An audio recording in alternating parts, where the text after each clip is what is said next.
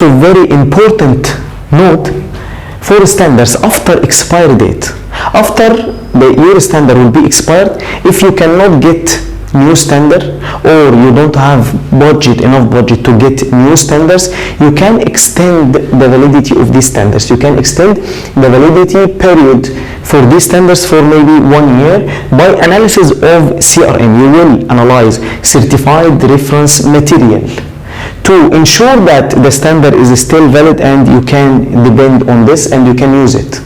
But you shall use certified reference material because it's more accurate than the spike sample, and I will give you example also for this by calculation to understand this point, why certified reference material is more accurate than spike sample. So if you want to extend, as I said, if you want to extend the expiry date, the validity of your standard, so you shall analyze CRM, certified reference material, instead of spike sample using this standard.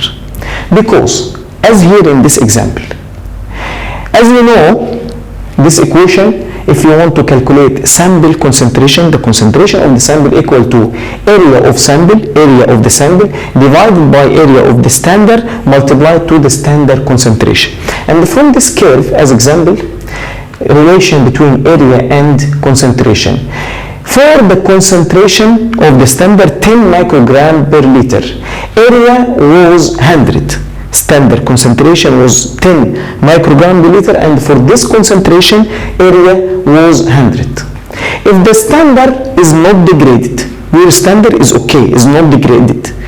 So in this case, the area of sample, as example, 150, area of sample 150, divided by the area of standard for this concentration 100 multiplied to 10, it will be equal to 15 microgram per kilogram. So this will be the real concentration for the sample, 15 microgram per kilogram. So if the standard is not degraded, so what will happen if the same standard but degraded? Degraded, in case of degraded standard, and the sample result also, the area of the sample was 150 divided by, as example, 75. This concentration of the standard will be degraded, so it will be reduced, it will be decreased. So it became 75 multiplied to 10.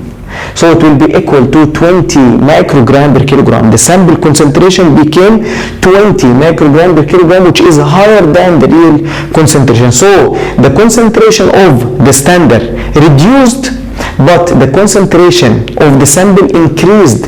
So you cannot depend on the sample, spiked sample only in this case, because that you will do by yourself in the lab, and the same thing, what will happen to the sample will happen to the spike sample also. But in case of CRM that you received from the CRM provider with the certificate including the result of your target analytes with the acceptance range, if you use this sample to be analyzed by using this standard, you will know exactly if this standard is still valid or degraded, or what happened to this standard. So it's a very important point to know that CRM is more accurate than spike sample in this case to ensure that your standard is still valid and can be used.